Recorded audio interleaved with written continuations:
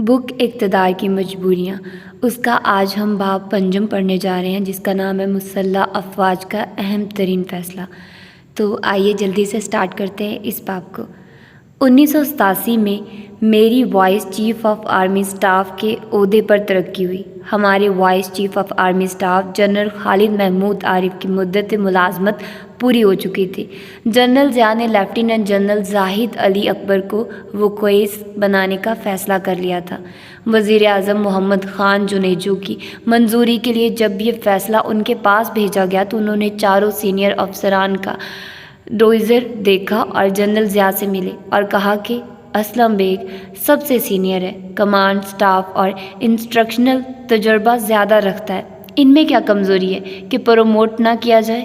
General Zia قائل ہو گئے اور مجھے وکوئس کا عہدہ مل گیا۔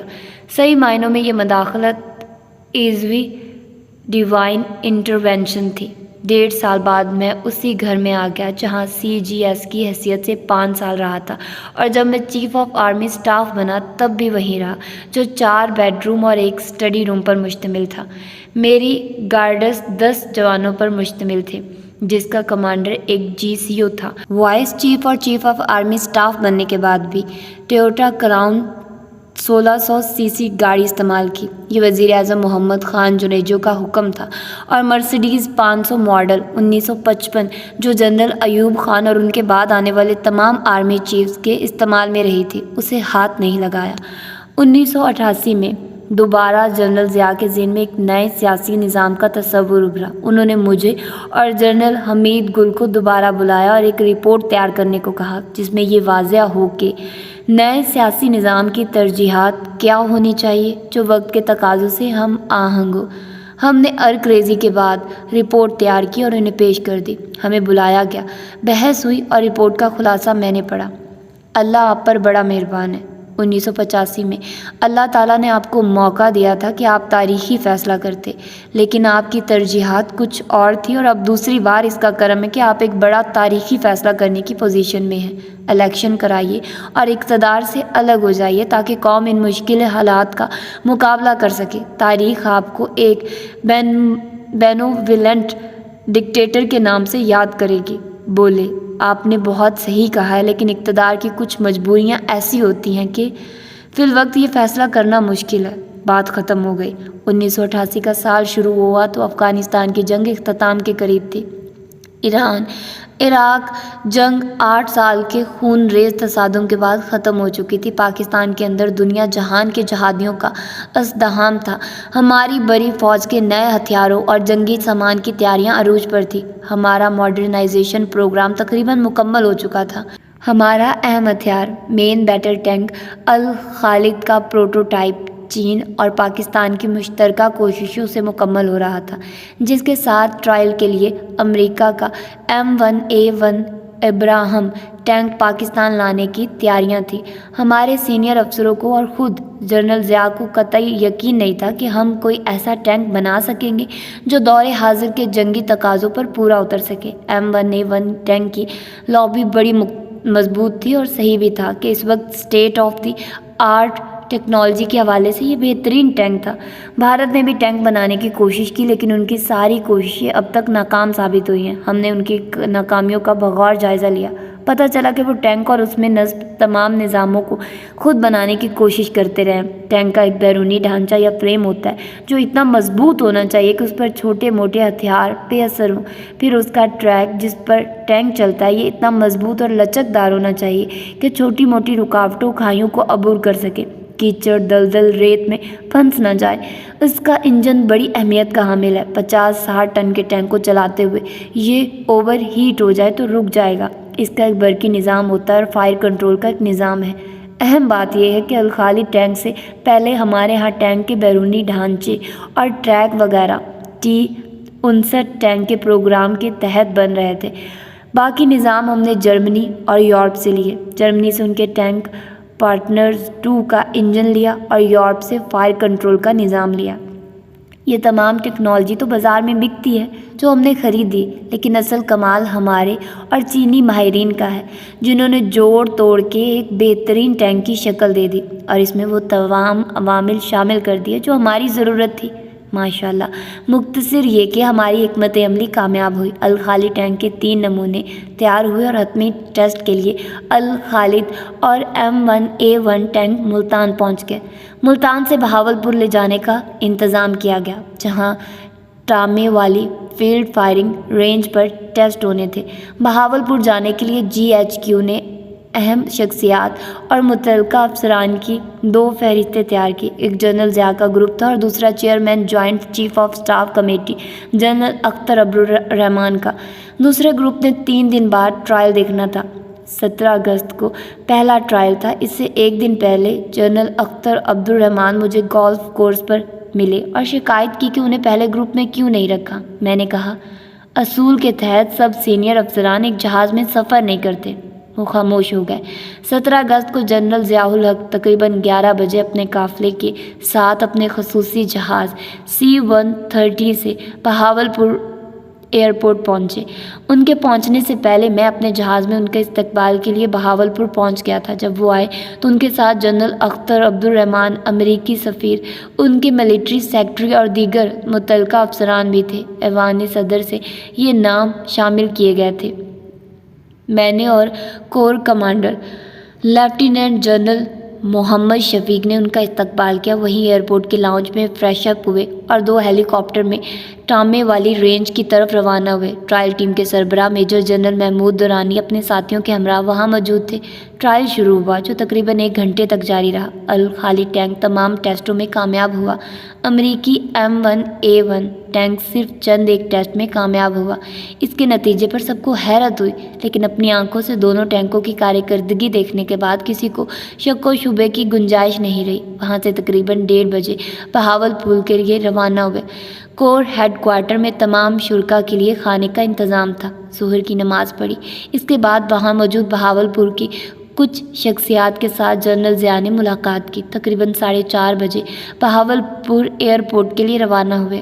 میں جنرل ضیاء کے ساتھ تھا اور انہیں جہاز تک چھوڑنے آیا۔ سب لوگ جہاز میں بیٹھ چکے تھے۔ جہاز میں داخل ہوتے ہوئے انہوں نے کہا، آپ بھی آ رہے ہیں؟ آئیے، مگر آپ کا تو اپنا جہاز ہے جو سامنے کھڑا تھا۔ جی ہاں، میں اپنے جہاز سے آؤں گا، اللہ حافظ۔ ان کا جہاز ٹیک آف کر گیا اور اس کے بعد میں بھی روانہ ہوا۔ ابھی کوئی 10 منٹ ہوئے تھے کہ میرے پائلٹ کرنل منہاج نے پریشانی کے عالم میں بتایا، سر، اسلام آباد کنٹرول کا پاکستان 1 سے رابطہ نہیں ہو رہا ہے۔ میں بھی کوشش کر رہا ہوں لیکن کوئی رسپانس نہیں ہے۔ اللہ رحم کرے، کیا ہو سکتا ہے؟ ہم سب دعائیں پڑھنے لگے۔ پائلٹ نے بتایا، وہ سامنے دھواں نظر آ رہا ہے، اور دوسرے لمحے ہمارا جہاز اس کے نزدیک پہنچ چکا تھا۔ نیچے ایک ہیلی کاپٹر بھی اتر رہا تھا جو ملتان جا رہا تھا۔ ہمارا جہاز اوپر چکر لگاتا رہا۔ ہیلی کاپٹر کے پائلٹ سے رابطہ کیا، انہوں نے بتایا کہ C-130 کریش ہو گیا ہے، آگ لگی ہوئی ہے، کوئی زندہ نظر نہیں آ رہا۔ اس قسم کے انتہائی مخدوش لمحوں میں مجھے اپنی زندگی کا سب سے اہم فیصلہ کرنا تھا۔ اگر واپس بہاولپور جا کر جائے حادثہ پر پہنچتا ہوں تو رات ہو جاتی، اور اگر جائے حادثہ پر پہنچ بھی جاتا تو کچھ کر نہ پاتا۔ نیچے رابطہ کیا تو بتایا گیا کہ سب کچھ جل کے راکھ ہو چکا ہے۔ میں نے پائلٹ کو کہا، سیدھے راولپنڈی چلو۔ GHQ رابطہ کیا، وہاں حالات پرسکون تھے۔ حکم دیا، فارمیشنز کو ریڈ الرٹ کر دو اور اگلے حکم کا انتظار کرو۔ اس دن بہاولپور سے واپسی پر مندرجہ ذیل افسران میرے ساتھ جہاز میں سوار تھے۔ بریگیڈیئر اعجاز امجد میرے پرائیویٹ سیکرٹری، کرنل منہاج جہاز کے پائلٹ، کیپٹن عمر فاروق درانی میرے ADC، کیپٹن عبدالخالق چشتی میرے پبلک ریلیشننگ آفیسر۔ میرے ساتھ جہاز میں بیٹھے ہوئے آفیسرز میری طرف دیکھ رہے تھے اور میں گہری سوچ میں ڈوبا ہوا تھا۔ مجھے فیصلہ کرنا تھا کہ اقتدار اپنے ہاتھوں میں لے لینا ہے یا اسے دینا ہے جس کی امانت ہے۔ ذہن میں والد محترم کی نصیحت گونج رہی تھی، حقدار کو اس کا حق دے دینا۔ اسی سوچ کے مطابق میرا ذہن بھی بنا ہوا تھا، کیونکہ 1985 کے بعد 1988 میں بھی میں نے جنرل ضیاء الحق کا مشورہ دیا تھا، الیکشن کرائے اور اقتدار عوام کو سونپ دے۔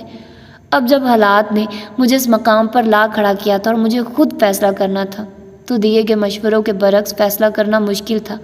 میں نے فیصلہ کیا کہ اقتدار عوام کی امانت ہے، انہی کو دیا جائے گا جن کا یہ حق ہے۔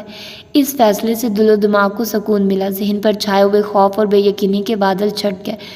اسی سوچ میں گم تھا کہ ہم قاسم ایوی ایشن 20 دھمال پر پہنچ گئے۔ 10 کور کے کمانڈر لیفٹیننٹ جنرل عمران اللہ مجھے لینے آئے تھے۔ ہم سیدھے GHQ پہنچے جہاں سب حیران و پریشان ہمارے منتظر تھے اور دکھ بھری نظروں سے مجھے دیکھ رہے تھے۔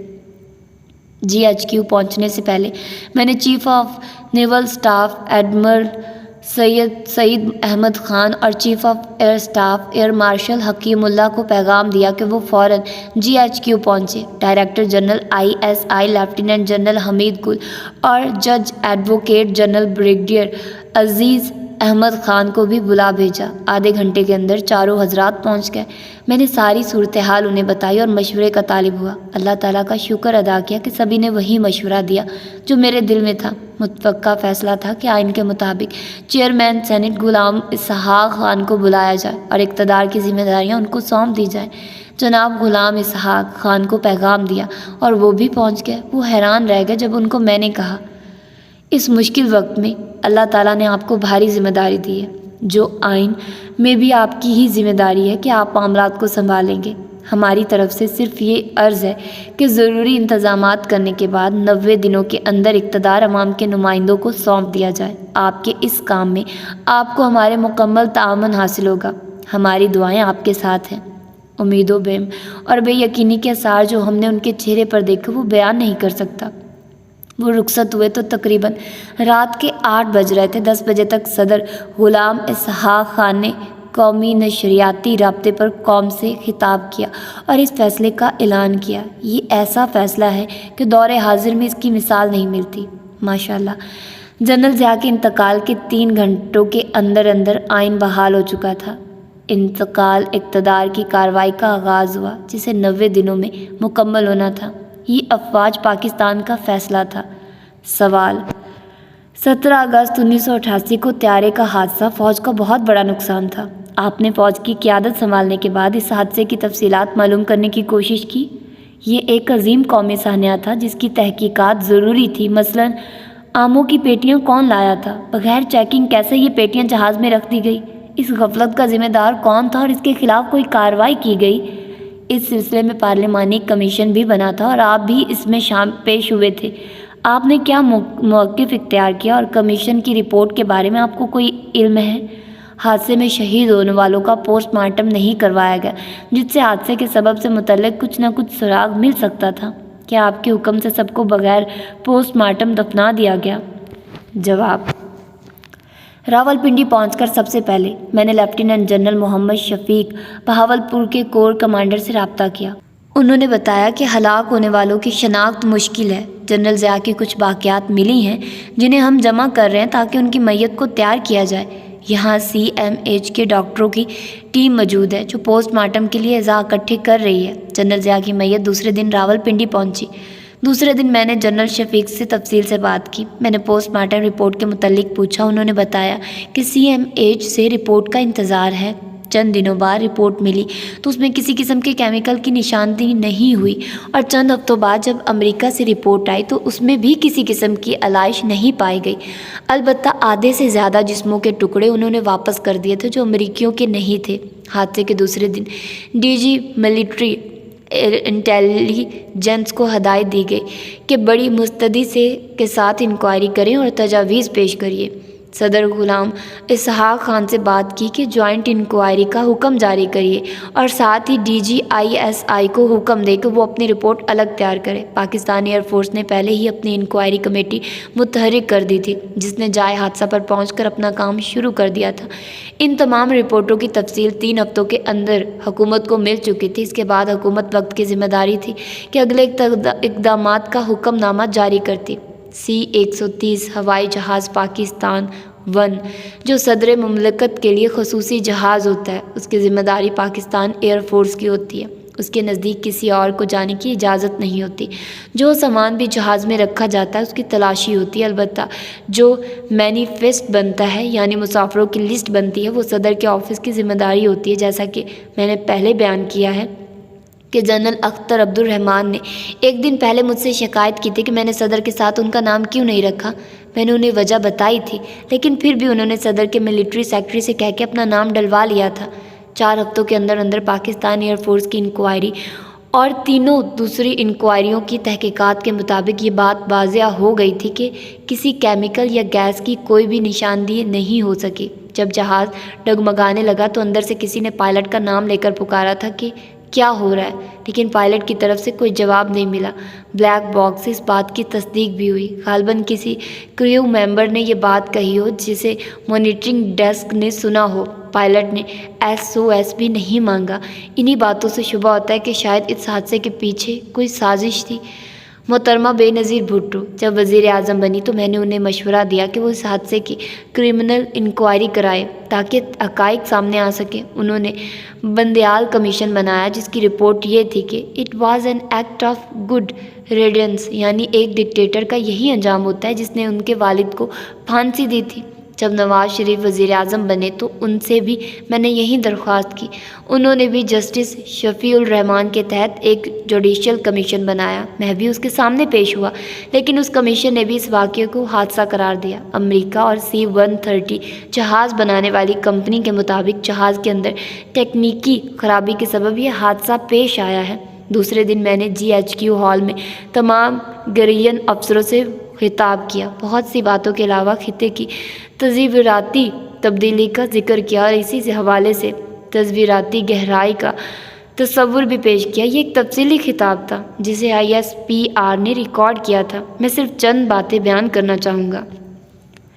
یہ امر باعث اطمینان ہے کہ مشکل کی اس گھڑی میں ہم تنہا نہیں ہیں۔ ہماری قوم ہمارے ساتھ ہے جس نے انتہائی مشکل حالات کا نہ صرف مردانہ وار مقابلہ کیا ہے بلکہ عزت و وقار کے ساتھ زندگی گزارنا جانتی ہے۔ اس وقت ہمارے ارد گرد ایک نئی حقیقت رونما ہو رہی ہے جو قابل غور ہے۔ ہماری مغربی سرحدوں پر افغان حریت پسندوں کی جدوجہد آزادی اپنے منطقی انجام کے قریب ہے۔ وہاں آزاد اسلامی حکومت قائم ہوگی۔ سپر پاورز کے توسیع پسندانہ عزائم کے دن گزر چکے ہیں۔ ہمارے ملک میں جمہوریت کی ترویج کی کوشش شروع ہو چکی ہے۔ ہمارے پڑوس میں ایرانی قوم نے عراق کی جانب سے کی جانے والی جارحیت کو جذبہ حریت سے کچل دیا ہے۔ اس طرح تینوں اسلامی ممالک میں اسلامی قوتوں نے اپنی جڑیں گہری کر لی ہے۔ بالفاظ دیگر ایک نئی صبح طلوع ہو رہی ہے جو ہمارے لیے بڑی اہم ہے۔ پاکستان، ایران اور افغانستان تینوں ممالک کے لیے باہم متحد ہو کر پرعزم انداز سے مشترکہ منزل کی جانب بڑھنے کا وقت ہے۔ ان تینوں ممالک پر مشتمل عالم اسلام کا اتحاد تصویراتی گہرائی کا نظریہ ہے۔ اس اتحاد سے ہماری سلامتی کے تقاضے مستحکم ہوں گے اور کسی دشمن کو ہمارے خلاف آنکھ اٹھانے کی جرأت نہیں ہوگی۔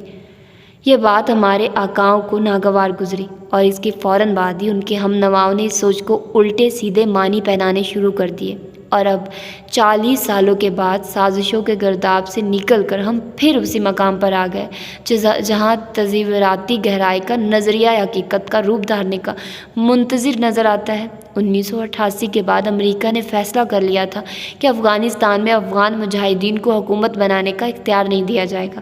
اگر انہوں نے حکومت بنا لی تو جہادی افغانستان، انقلابی ایران اور اسلامی پاکستان مسلمانوں کی طاقت کا محور اور مضبوط قلعہ بن جائے گا۔ اس لیے سازشوں کا سلسلہ شروع ہے۔ افغان جہادی دہشت گرد بن گئے اور شمالی اتحاد کو قابل لا کر ان کی حکومت بنا دی گئی، اور یہیں سے خانہ جنگی کا سلسلہ شروع ہوا اور آخرکار افغان نوجوانوں نے تحریک کی قیادت سنبھال لی جو طالبان کے نام سے آہستہ آہستہ پورے افغانستان پر حاوی ہو گئے۔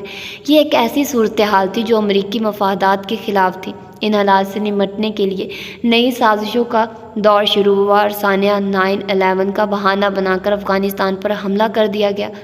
الخالد ٹینک کے کامیاب ٹرائل کے بعد ایک سازش کے تحت امریکہ نے جرمنی پر پابندی لگا دی کہ وہ اپنے پینزر 2 ٹینک کا مطلوبہ نظام ہمیں نہ دے۔ اس پابندی کی وجہ سے الخالد ٹینک کی پیداوار کا عمل 3 سال تک رکا رہا۔ اس سلسلے میں ہم نے یوکرائن سے بھی بات کی تھی، لیکن ان کی شرط تھی کہ ہم ان سے مطلوبہ نظام کے ساتھ ساتھ ان کے 300 ٹینک بھی خریدیں۔ اگر ہم نے ان سے 300 ٹینک خریدنے تھے تو ہمیں الخالد ٹینک بنانے کی کیا ضرورت تھی؟ بین الاقوامی تعلقات میں ایسا ہوتا رہتا ہے، ہر ملک کو اپنا مفاد عزیز ہوتا ہے اور اپنے مفاد کو سامنے رکھتے ہوئے ہی شرائط طے کی جاتی ہیں۔ الغرض ہماری کوششیں جاری رہی اور اللہ تعالیٰ کے فضل و کرم سے کامیابی ہمارا مقدر بنی۔ شان کریمی ہے کہ 3 دہائیاں گزرنے کے بعد بھی الخالد ٹینک ٹیکنالوجی اور صلاحیت کے لحاظ سے ہماری فوج کا مایہ ناز ویپن سسٹم ہے، جو پاکستان اور چین کے ہنر مندوں کی اعلیٰ صلاحیتوں کی درخشندہ تصویر ہے۔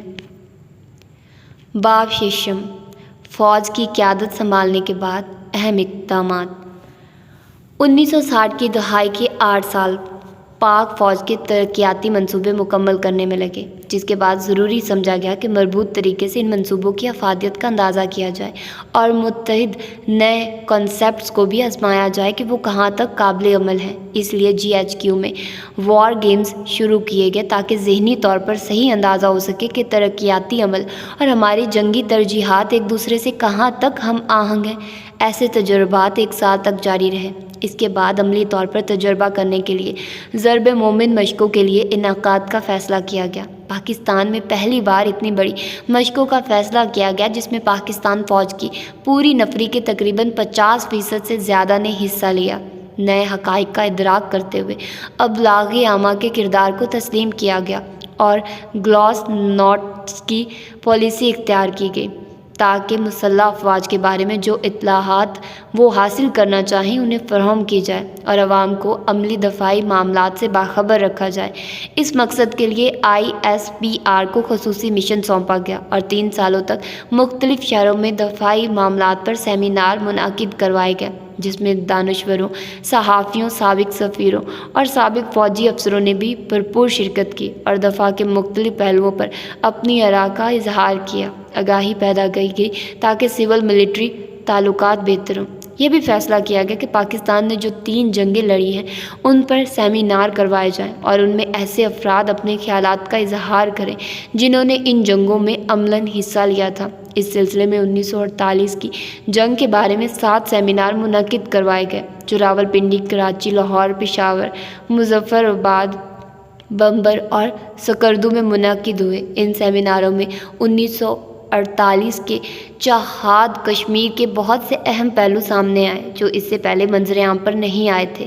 مثلاً عام طور پر یہ کہا جاتا ہے کہ اس خبر کے ملنے پر کہ بھارتی فوج سری نگر میں اترنے کو ہے، قائد اعظم نے اس وقت کے commander in chief general Douglas Gracey کو حکم دیا تھا کہ وہ 2 بریگیڈ فوج جموں اور سری نگر بھیج دیں، لیکن جنرل گریسی نے یہ حکم ماننے سے انکار کر دیا۔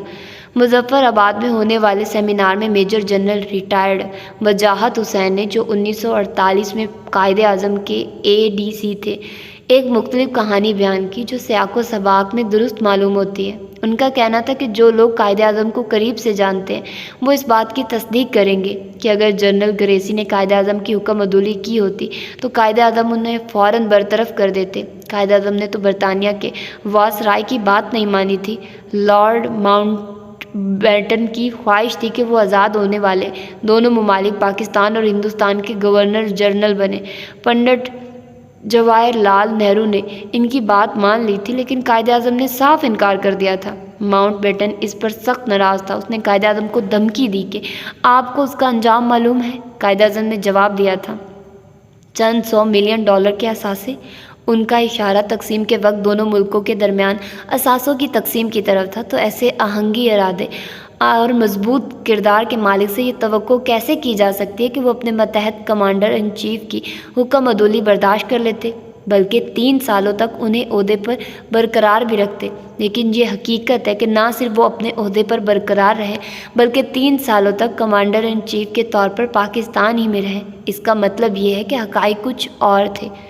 جنرل گریسی کی جانب سے قائد اعظم کی حکم عدولی کی بات سب سے پہلے کتاب مشن ود ماؤنٹ بیٹن میں لندن سے شائع ہوئی۔ جب جنرل وجاہت نے یہ بات جنرل گریسی کو بتائی تو وہ ہنسے اور انہوں نے اس الزام کی تردید کرتے ہوئے وضاحت کی کہ انہیں قائد اعظم کی طرف سے یہ احکامات ملے ضرور تھے، لیکن جب انہوں نے قائد اعظم کو اصل صورتحال سے آگاہ کیا کہ پاک فوج کو جو افسر اور جوان ملے تھے وہ اس وقت تک بھارت میں پھنسے ہوئے تھے، لٹ پٹ کر جو افراد پاکستان پہنچ رہے تھے انہیں مختلف یونٹوں اور فارمیشنوں میں تعینات کیا جا رہا تھا، لیکن نفری پوری نہیں تھی۔ پوری فوج منتشر حالت میں تھی۔ انہی دنوں سیلاب کی تباہ کاریوں نے قیامت برپا کر رکھی تھی۔ سیال کوٹ بریگیڈ کی یونٹیں سیال کوٹ سے لے کر میاں والی تک پھیلی ہوئی تھی اور پنڈی برگیڈ کی یونٹیں مردان، سرگودا اور لائل پور موجودہ فیصل آباد تک پھیلی ہوئی تھی اور سیلاب زدگان کی امداد میں مصروف تھی۔ کوئی ایک یونٹ بھی سالم حالت میں موجود نہیں تھی۔ میں نے یہ ساری صورتحال قائد اعظم کو بتائی تو وہ خاموش ہو رہے۔ دلچسپ ترین سیمینار سکردو میں منعقد ہوا۔ شمالی علاقہ جات، جنہیں اب گلگت بلتستان کہا جاتا ہے، کشمیر کا حصہ تھے، اور چونکہ یہاں کی اکثریت مسلمانوں پر مشتمل تھی، اس لیے عوام کی خواہش پاکستان میں شمولیت کی تھی۔ لیکن جب مہاراجہ کشمیر نے ہندوستان سے الحاق کا فیصلہ کیا تو گلگت بلتستان کے لوگوں نے اپنے طور پر آزادی کی جنگ شروع کر دی۔ گلگت میں موجود گلگت اسکاؤٹس کے دلیر صوبیدار میجر محمد بابر نے اپنے کمانڈنگ آفیسر اور سیکنڈ ان کمانڈ کو بیرکوں میں بند کر دیا۔ مہاراجہ کی طرف سے مقرر کردہ گورنر برگیڈ گھنسارا سنگھ کو گرفتار کر لیا۔ پھر گورنر کی طرف سے ایک پیغام بونجی میں موجود بھارتی unit 6 Jammu and Kashmir battalion کے commanding officer lieutenant colonel Abdul Majeed کو بھیجا کہ وہ فوراً گلگت آئیں۔ وہ گھوڑے پر سوار گلگت پہنچے تو صوبیدار میجر بابر نے ان کا استقبال کیا اور گھوڑے کے ساتھ چلتے ہوئے انہیں بتایا کہ گلگت اسکاؤٹ کے کمانڈنگ آفیسر میجر براؤن اور سیکنڈ ان کمانڈ کیپٹن میتھی کو بیرکوں میں بند کر دیا گیا اور گورنر گھنسارا سنگھ کو بھی گرفتار کر لیا گیا۔ عوام بھارت سے آزادی چاہتے ہیں اور اب آپ ان کی رہنمائی کریے۔ کرنل عبد المجید نے صوبیدار میجر کو ڈانٹ پلائی کہ یہ کیا بچوں جیسی باتیں کر رہے ہو، بھارت ایک بہت بڑی قوت ہے اور اس سے لڑنا حماقت ہوگی۔ یہ سن کر صوبیدار میجر بابر نے کرنل عبد المجید کو بھی بیرکوں میں بند کر دیا۔ ادھر بونجی میں بھارتی یونٹ کے مسلمان افسروں نے مجاہدین کی آمد کا ہوا کھڑا کر کے ہندو اور سکھ افسروں کو بھگا دیا اور اسلحہ اور گولہ بارود پر قبضہ کر لیا۔ پاکستان آرمی کی طرف سے میجر اسلم کو گلگت اسکاؤٹس کا آفیسر کمانڈنگ پوسٹ کیا گیا اور انہی کے بھائی میجر انور کو DQ پوسٹ کیا گیا۔ میجر اسلم نے 6 جموں اینڈ کشمیر بٹالین کے مسلمان افسروں کے ساتھ مل کر منصوبہ بندی کی اور 28,000 مربع میل کا علاقہ آزاد کرایا۔ جنرل گریسی نے ان آپریشنز پر تبصرہ کرتے ہوئے انہیں نیپولین بونا پارٹ کے بعد جنگی اصولوں کے استعمال کی بہترین مثال قرار دیا۔ سیمینار میں بریگیڈیئر اسلم بھی موجود تھے، میجر انور بھی اور وہ افسر بھی جو بھارتی یونٹ سے ان کے ساتھ شامل ہوئے تھے، جیسے گروپ کیپٹن شاہ خان، میجر محمد خان جرال اور بہت سے نان کمیشنڈ آفیسرز اور سویلین جنہوں نے بہادری کی نئی داستانیں رقم کی۔ میجر محمد خان جرال نے 2 مختلف موقعوں پر سری نگر سے آنے والے 2 بریگیڈ فوج کو آگے بڑھنے سے روکا تھا۔ میجر اس وقت لیفٹیننٹ محمد خان جرال اس فوجی دستے کے کمانڈر تھے جس نے سری نگر سے بریگیڈیئر فقیر سنگھ کی قیادت میں آنے والے بریگیڈ کو گھات لگا کر تباہ کیا۔ انہوں نے اس واقعے کی تفصیلات سنائیں۔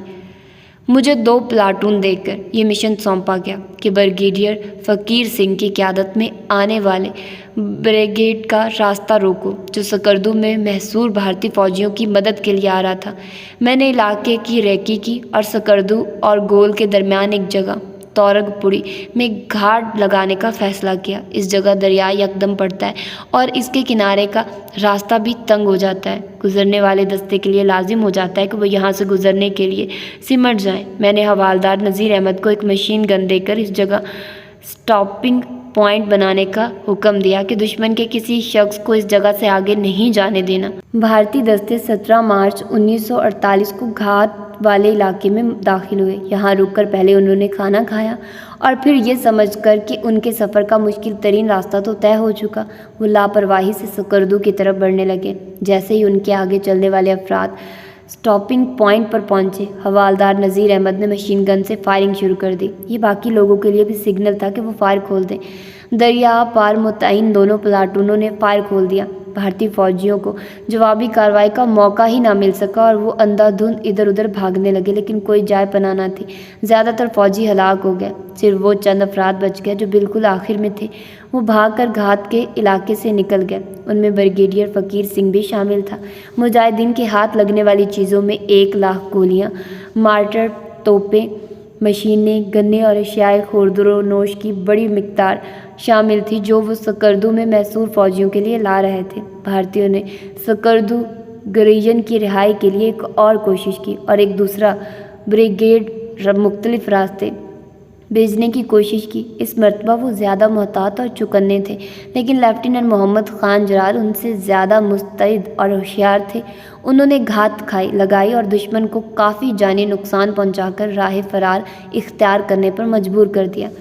ग्रुप कैप्टन शाह खान 1948 में लेफ्टिनेंट थे जब ये खबरें मिली कि भारत का एक ब्रिगेड कारगिल दर्रास में मुज्तमा हो रहा है और बर्फ़ पिघलने पर दर्रा बर्ज़ल को अबूर करके अस्तूर के रास्ते गिलगित सकर्दू आएगा और मुजाहिदीन को नुकसान पहुंचाएगा। मेजर असलम ने लेफ्टिनेंट शाह खान की क़यादत में 600 अफराद इकट्ठे किए। उन्हें एस्कीमो फोर्स का नाम दिया गया। उनके साथ 150 बोझ उठाने वाले अफराद भी थे, जिन्होंने एमुनेशन के 130 बक्स, मार्टर के 6 बक्स और एक मशीन गन उठाई। हर शख्स ने 3 दिन का खाना और 150 गोलियां उठाई हुई थी। बेसरो-सामानी का ये आलम था कि जूते थे तो जुराबें नहीं थी, कमीज़ थी तो स्वेटर नहीं था। आटे में खुबानियाँ वगैरह मिलाकर रोटियां बनाई गई, जिसे मकामी ज़बान में पिट्ठी कहते हैं। वो खाने के तौर पर जवानों में तकसीम कर दी गई। भूख के वक्त उस पिट्ठी को थोड़ा थोड़ा करके खाना था और प्याज की शक्ल में बर्फ़ चूसनी थी। आटे की बोरियों को फाड़ कर उसके टुकड़े जवानों में तकसीम कर दिए गए, जो उन्होंने अपने पैरों पर लपेट लिए। एक और मसला धूप से बचने का था। जब बर्फ़ पर सूरज चमकता है तो इतनी ज़्यादा चमक पैदा होती है कि आंखें चंधिया जाती हैं। शहतूत के पत्तों में छोटे छोटे सुराख करके लचकदार सुराखों की मदद से कमानियाँ बनाई गई और उन्हें एनकों के तौर पर इस्तेमाल किया गया। इस तैयारी के साथ एस्कीमो फोर्स को दर्रा बर्ज़ल अबूर करके कारगिल की तरफ रवाना कर दिया गया। रास्ते में कोई दरख्त, झाड़ी या घार नहीं थी जहाँ सस्ताने के लिए क़याम किया जाता। हुक्म यह था कि चलते रहना, चलते रहना। मेजर असलम ने हदायत की थी कि रात के वक्त और सुबह सवेरे बर्फ़ सख्त होगी और इस पर चलना आसान होगा। जो बात नहीं बताई गई थी ये थी कि जब सूरज निकलता तो बर्फ़ इतनी नरम हो जाती कि लोग कमर कमर तक बर्फ़ में धंस जाते, लेकिन चलते रहने के अलावा कोई चारा ना था। 3 दिन तक वो चलते रहे।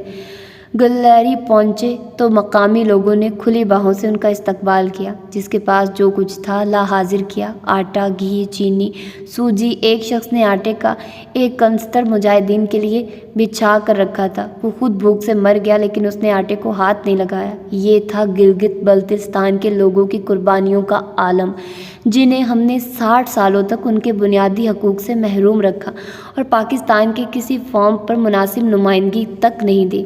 बहुत से लोगों की आंखें बर्फ़ से मुनक्किस होती हुई तेज़ किरणों की वजह से सूज गई थी। इसका ये इलाज किया गया कि चाय बनाकर लोगों को पिलाई गई और चाय की पत्तियों का पर्स बनाकर बंद आंखों पर रख दिया गया। अल्लाह के फजल से एक ही रात में अक्सरियत की आंखें ठीक हो गई। एक दिन आराम के बाद ये फोर्स कारगिल और दराज की तरफ बढ़ी। भारत के जोलू ब्रिगेड की वहमो गुमान में भी नहीं था कि फरवरी के महीने में कोई फोर्स दर्रा बर्ज़ल को अबूर कर लेगी। वो बेखबरी में मारे गए।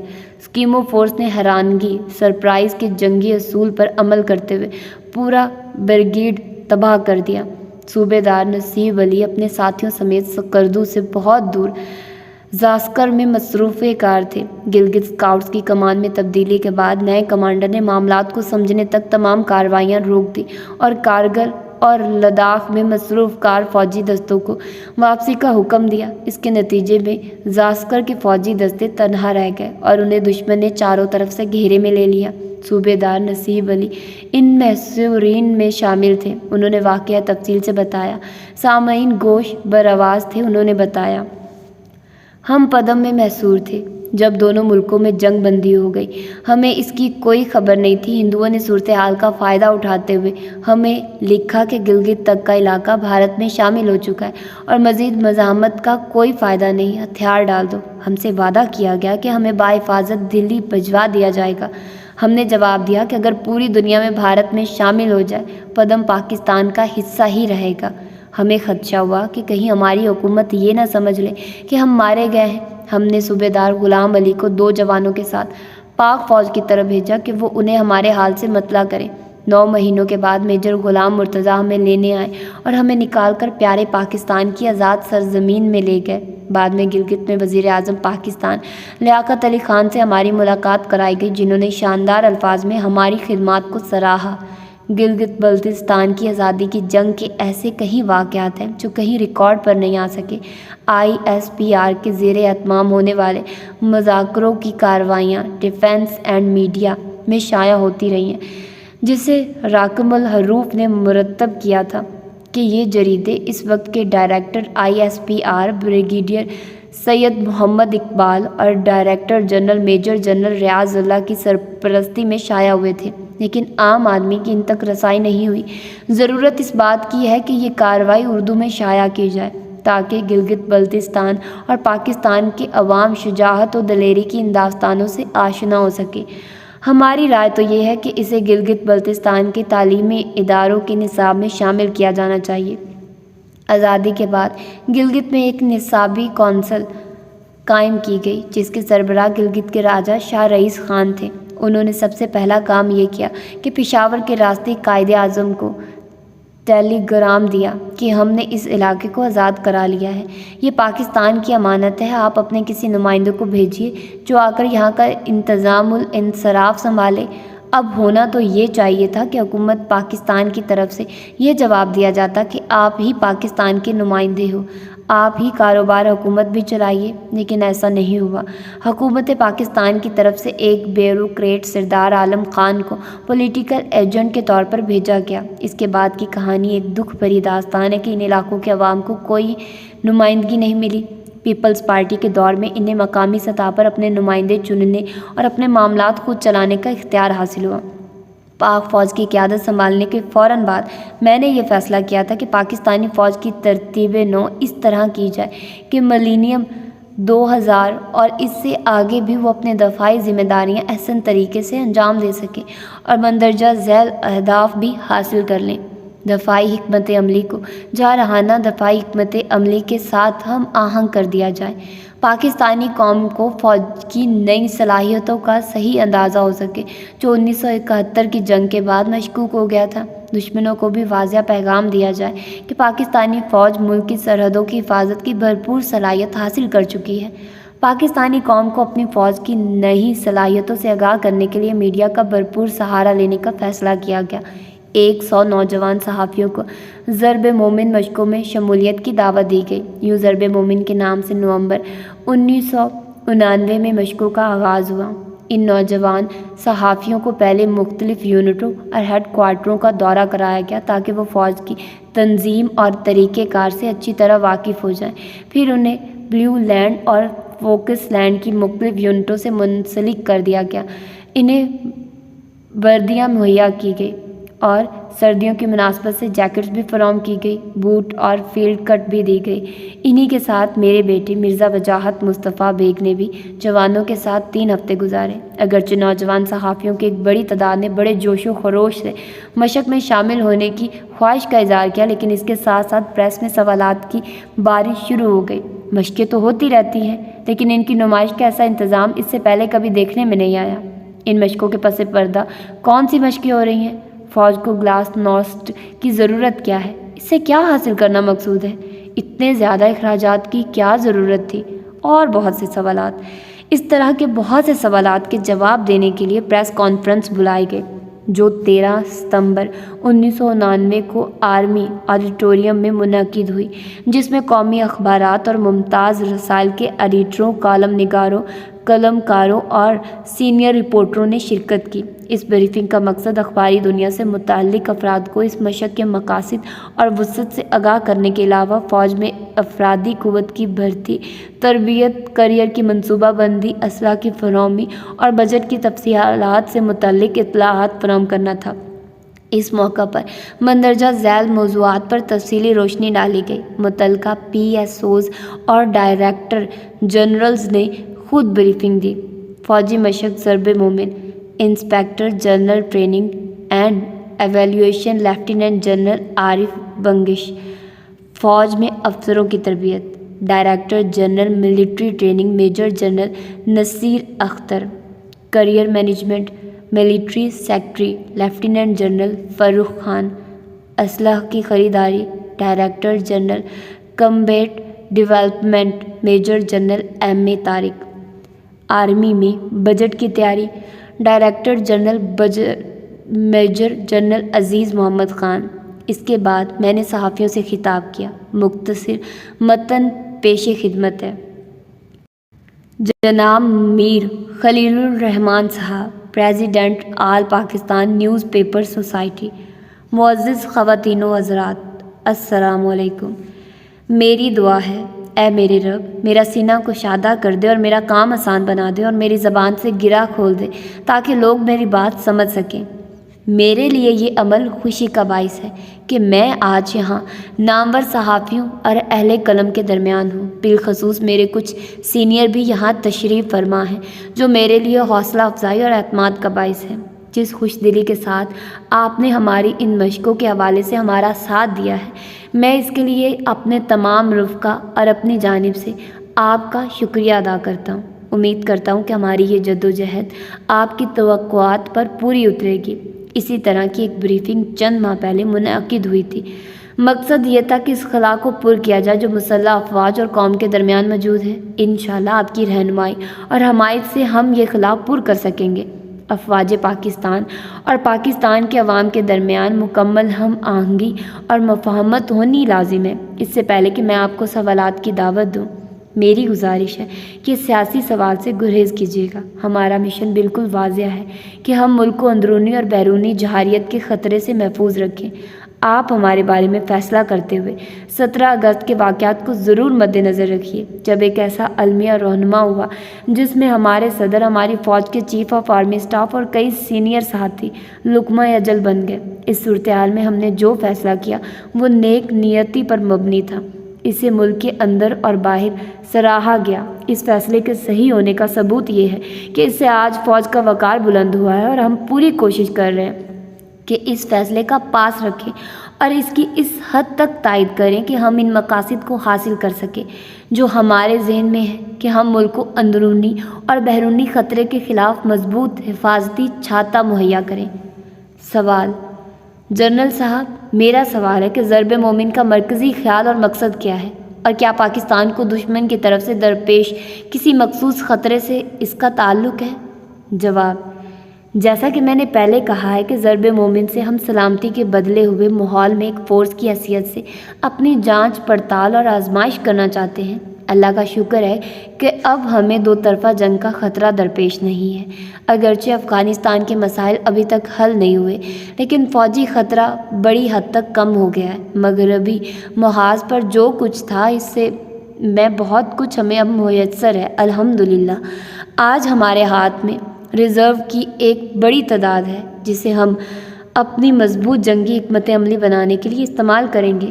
ایک چھوٹے ملک کے لیے جس کے وسائل بھی کم ہوں، دفاعی حکمت عملی اختیار کرنا شکست کے مترادف ہے۔ ماضی میں اس پر عمل ہوتا آیا ہے، اب ہماری سوچ میں بہت بڑی تبدیلی آئی ہے اور وہ یہ ہے جارحانہ دفاعی کی پالیسی۔ اس لیے مجھے یہ سوچنا تھا کہ اس پالیسی کو عملی شکل کیسے دی جائے۔ مشقوں کا ایک بڑا مقصد یہی ہے کہ اس کے علاوہ پچھلے 7-8 برسوں میں ہم نے بھاری تعداد میں نیا اسلحہ اور ساز و سامان حاصل کیا ہے جس کا ٹیسٹ ضروری ہے، اور وہ بھی ہمارے تصویراتی نقشے کو مد نظر رکھتے ہوئے۔ ہم نے فوج میں تنظیمی تبدیلیاں بھی بہت کی ہیں۔ اس مشق میں ان کا امتحان بھی ہو جائے گا، لیکن میرا اہم سرمایہ میرے سینئر افسران ہیں جو ماضی کے کمانڈروں سے بہت مختلف ہیں، صرف اس لیے کہ وہ زیادہ پڑھے لکھے ہیں، بہتر تربیت یافتہ اور بہتر پیشہ ور ہیں۔ انہوں نے ایک نظم کے تحت تعلیم و تربیت مکمل کی ہے، اس لیے ہماری تمام ترجیحات اور اقدامات نالج بیسڈ ہیں۔ نیشنل ڈیفنس کالج جیسے ادارے میں ہمارے سینئر افسران کی تربیت ہوئی ہے۔ وہاں سے فارغ التحصیل ہو کر یہ افسر اپنے پیشے میں زیادہ مہارت رکھتے ہیں اور جنگی منصوبے سوچنے اور ان پر عمل پیرا ہونے کے ماہر ہیں۔ فوجی حکمت عملی بنا سکتے ہیں، اسٹریٹجی اور ٹیکٹس کو آپس میں مربوط کر کے وار پلان تیار کر سکتے ہیں، بڑی فارمیشن اور فوج کو کنٹرول کر سکتے ہیں۔ میں ان کی صلاحیت پر فخر کر سکتا ہوں، اسی لیے یہ مشقیں منعقد کرنے کے بارے میں پر اعتماد ہوں۔ سوال: آپ برائے کرم اپنی اس اسٹریٹجی اور نظریے کی تشریح کریے جسے آپ مشق میں ٹیسٹ کرنا چاہتے ہیں۔ اس بڑی مشق کے لیے بے شمار انتظامی مسائل درپیش ہوں گے، آپ ان پر کیسے قابو پائیں گے؟ آپ کو اور کن محاذوں سے جہریت کا خطرہ درپیش ہوگا؟ جواب: हमारा बुनियादी मकसद जारहाना दिफा ऑफेंसिव डिफेंस की हिकमत अमली अपनाना है, जिसके लिए हमें बहुत सी तंजीमी तब्दीलियाँ करना पड़ी हैं, नई यूनिटें और फॉर्मेशनें तश्कील दी हैं, 14 मुख्तलिफ जंगी मंसूबे कॉन्सेप्ट्स वज़ा किए हैं, वॉर गेमिंग की है। अब इन मशकों के ज़रिए इन कॉन्सेप्ट्स का तज्ज़िया कर सकेंगे। इंतज़ामी और दफ़ाई ज़रूरत को पूरा करने के लिए हमने दफ़ाई मुहाज़ों पर फ़ौज को चौकस रखा है और हमारा पूरा लॉजिस्टिक सपोर्ट सिस्टम इन मशकों में शामिल है। इन मशकों में पहली दफ़ा तमाम शोबों की सलाहियतों को परखा जाएगा और पहली दफ़ा हमारे कोर कमांडर तक की सलाहियतों को आजमाया जाएगा। सवाल: 29 साल पहले तेज़ गाम मशकों के बाद ये फ़ौज की पहली बड़ी मशक है। ये तेज़ गाम से कितनी मुख्तलिफ है? जवाब: पहली बात तो ये है कि तेज़ गाम और इस मशक का कोई मुकाबला ही नहीं। तेज़ गाम मशक में एक डिवीज़न से कुछ ज़्यादा फ़ौज ने हिस्सा लिया था, जबकि ज़रब मोमन मशकों में 5 कोरें और फ़ौज का पूरा लॉजिस्टिक सिस्टम का निज़ाम शामिल होगा। इस मशक की जहत, इसका तसव्वुर मुख्तलिफ और इसमें एक बिल्कुल मुख्तलिफ स्ट्रेटजी को टेस्ट किया जाएगा। सवाल: पाक फ़िज़ाइया का ज़रब मोमिन में क्या किरदार होगा? दूसरे बहरिया को मशक में शामिल क्यों नहीं किया गया, जबकि भारत की तरफ से बहरी ख़तरा कहीं गुना हो चुका है? जवाब: फ़िज़ाइया एक जारहाना क़ुव्वत है। हमने फ़िज़ाइया को महदूद हद तक शामिल किया है, इसलिए कि वसाइल की कमी थी। हुकूमत ने हमें सिर्फ 12 करोड़ की रकम दी है और इन्हीं हदूद में रहकर हम अपने मकासद हासिल करना चाहते हैं और इसी सबब बहरिया भी इनमें शामिल नहीं है। लेकिन इस ज़रूरत को हम वॉर गेमिंग के ज़रिए पूरा करते हैं, जो ट्राई सर्विस वॉर गेम की शक्ल में मुनाकिद होती रही है। सवाल: 1965 और 1971 की जंगों में हमें जो तजुर्बा हासिल हुआ था, क्या वो हमारी मुस्तकबिल की मनसूबाबंदी में मदद देगा? आपने इस मशक में इन तजुर्बात को किस हद तक मद्देनज़र रखा है? जवाब: हमने 1965 और 1971 की जंगें किसी फ़ौजी मंसूबे के बगैर लड़ी।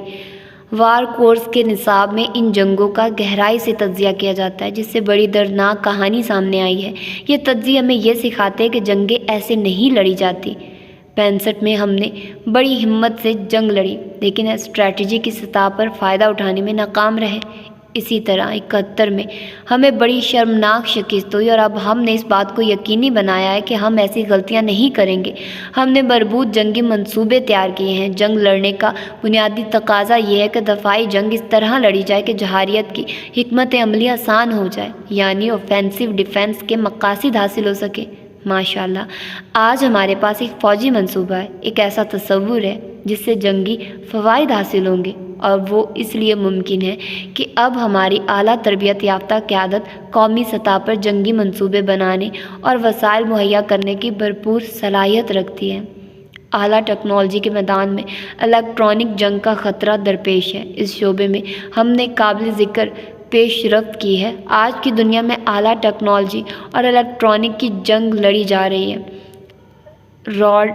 रडार इस्तेमाल होते हैं, असले के साथ गाइडेंस निज़ाम काम करता है, इलेक्ट्रॉनिक मवासलाती निज़ाम ज़ेरे इस्तेमाल आता है और ये भी मुमकिन हो गया है कि मवासलात को मफलूज कर दिया जाए, रडार को जाम कर दिया जाए, मिज़ाइलों का गाइडेंस सिस्टम तबाह कर दिया जाए। हमें इन ख़तरात का जवाब दरियाफ़्त करना होता है, दुश्मन की सलाहियत का तोड़ करना है और इसे नकारा बनाना है, इसकी सलाहियत कम करनी है। हम जो तैयारियां कर रहे हैं या कर चुके हैं वो इन्हीं मसाइल का अहाता करती है। सवाल: ये मशक भारत की बरास टेक मशकों से कितनी मुख्तलिफ है? जवाब: हमने उनकी तरह इस मशक को खुफिया नहीं रखा। उन्होंने जब ये मशक की तो हमें कतई नहीं बताया कि इस मशक का हुजम क्या है, ये मशकें कहाँ होती हैं और उनके क्या मकासद है। हमारी मशकें हर किस्म के शक व शुबे से बालातर हैं। हमने उन्हें पूरी तरह बाखबर रखा है। आज सुबह ही हमारे director general military operation Bharti हम मनसब से बात की है और उन्हें मशक की तफसीलात बताई। मेरा ख्याल है कि उन्हें हमारी मशक के बारे में कोई शुबा या तशवीश नहीं होनी चाहिए। सवाल: आप इन मशकों के अखराजात का ब्रास टैक्स से कैसे मुवाजना करेंगे?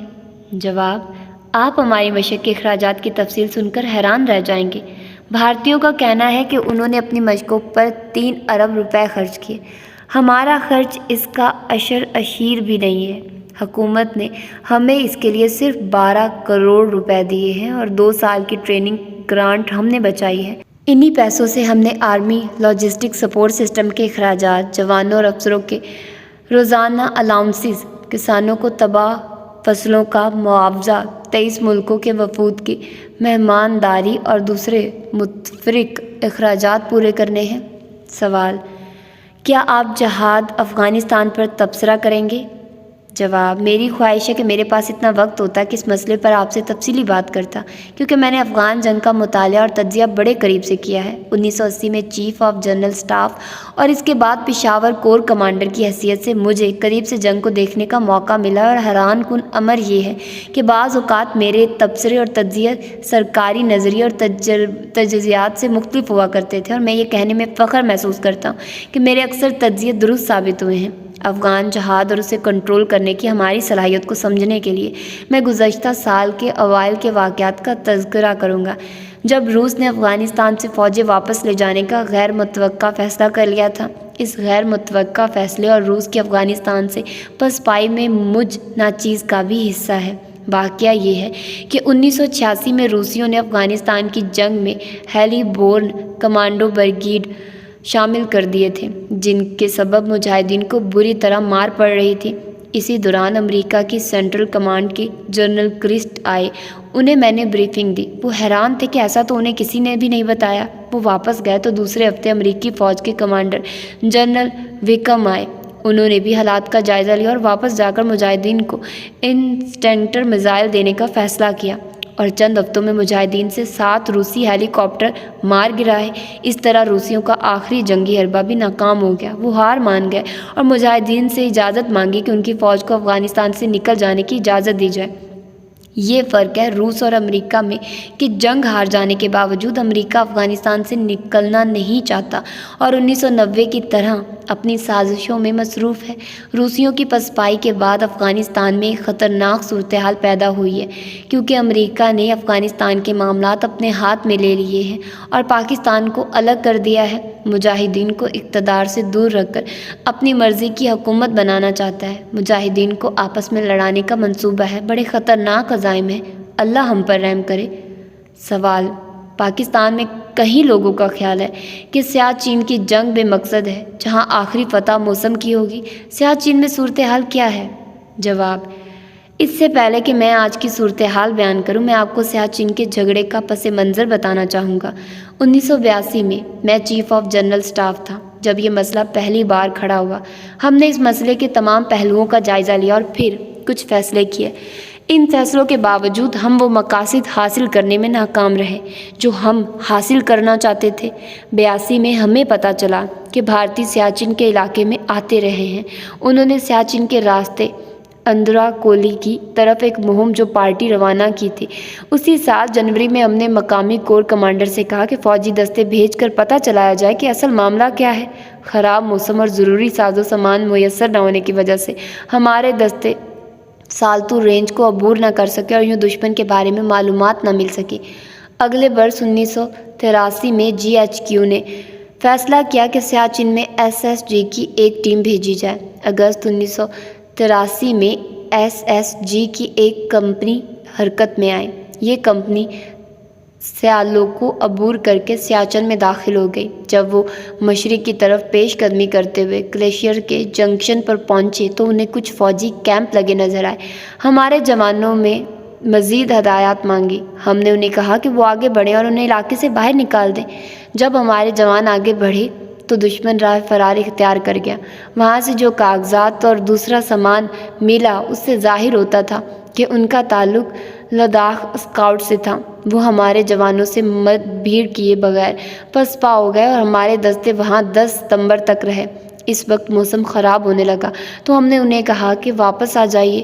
وہ بیلا فونڈ لا کے راستے واپس آ گئے۔ اطلاعات کی بنیاد پر ہم نے منصوبہ بندی کی اور حکومت کو یہ تجویز دی کہ اگلے سال اس علاقے میں فوج بھیجی جائے۔ ہمارا یہ فیصلہ کہ اگلے سال فوج بھیجی جائے غلط تجزیے پر مبنی تھا۔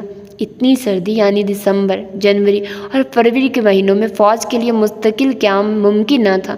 اس سوچ کو تقویت اس لیے بھی ملی ہے کہ LOC کے پار وہ پہاڑی سلسلہ جو 15,000 فٹ سے بلند ہے، انہیں بھارتی فوج بھی سردیوں میں خالی کر دیتی تھی۔ یہی وہ خالی پہاڑیاں تھیں جن پر جنرل مشرف نے کارگل آپریشن کے تحت قبضہ کر لیا اور اپنی فوج کو بے نیل و مرام چھوڑ دیا، ایک بے مقصد آپریشن جو ہماری بدنامی کا سبب بنا۔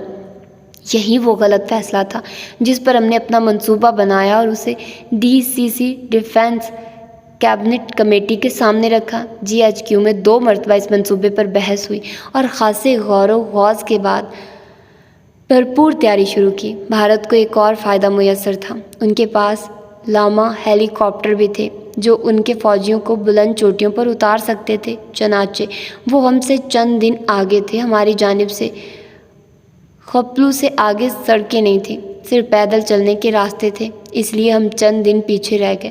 بھارتی فوج ہیلی کاپٹروں کے ذریعے ہم سے پہلے دروں پر پہنچ گئی اور قابض ہو گئی۔ یہ انتظام و انصرام کی جنگ ہے اور اس معاملے میں ہم ان سے بہتر ہیں۔ ہم بہتر پوزیشن میں اس لیے ہیں کہ ان 5 برسوں میں ہم نے اپنے اگلے مورچوں اور توپوں کی پوزیشن تک ٹرک اور جیپ چلنے کے قابل سڑکیں تعمیر کر لی ہیں۔ ہمیں ہیلی کاپٹر استعمال کرنے کی ضرورت نہیں رہے گی، سوائے یہ کہ کسی زخمی کو اٹھانا ہو یا کوئی ہنگامی صورتحال ہو۔ بھارتیوں کو اس علاقے میں اپنی فوج پر روزانہ اوسطاً 1 کروڑ روپے خرچ کرنے پڑتے ہیں، جبکہ ہمارا سال بھر میں خرچ صرف 30 سے 40 کروڑ روپے ہے۔ سوال: بھارت کو سیاہ چند میں ہمارے مقابلے میں زیادہ جنگی فوائد اور برتر پوزیشن میسر ہے، کیا ہمارے اندر یہ صلاحیت ہے کہ ہم مقبوضہ علاقوں سے انہیں اٹھا کر باہر پھینک سکیں؟ جواب: یقیناً ہم انہیں اٹھا کر باہر پھینک سکتے ہیں، جس کے لیے وسائل کی ضرورت ہوگی اور جانی نقصان بھی زیادہ ہوگا۔ میں تو چاہوں گا کہ بھارت اس نام نہاد فائدے کی وجہ سے وہاں رہنے کا فیصلہ کرے۔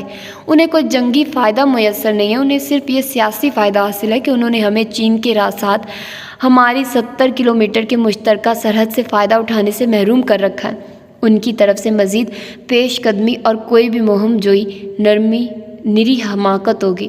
وہ جتنی زیادہ فوج کھپائیں گے اتنا ہی زیادہ پھنستے چلے جائیں گے۔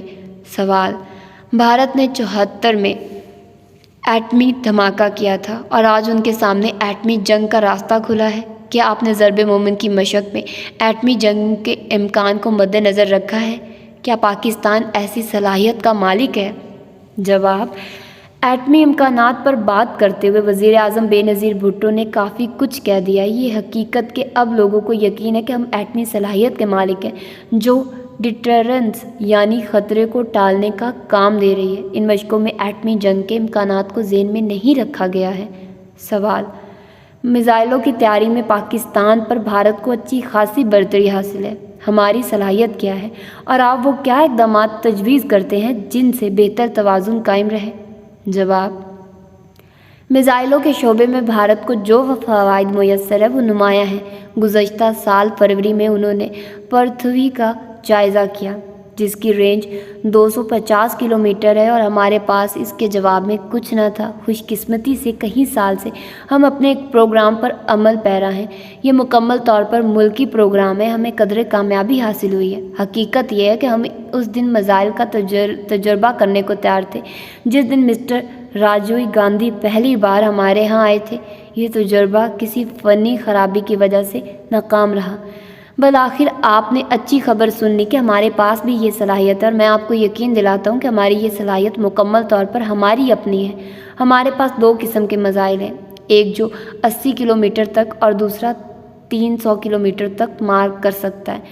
اب جو تیسرا بن رہا ہے اس کی مار 600 کلومیٹر تک ہوگی۔ بھارت نے 2500 کلومیٹر رینج کے اگنی میزائل کا بھی تجربہ کر لیا، جو ہمارے لیے کوئی بڑا خطرہ نہیں ہے کیونکہ اس سے وہ ایسے ٹارگٹ کا نشانہ بنا سکتے ہیں جو پاکستان سے باہر ہوں گے۔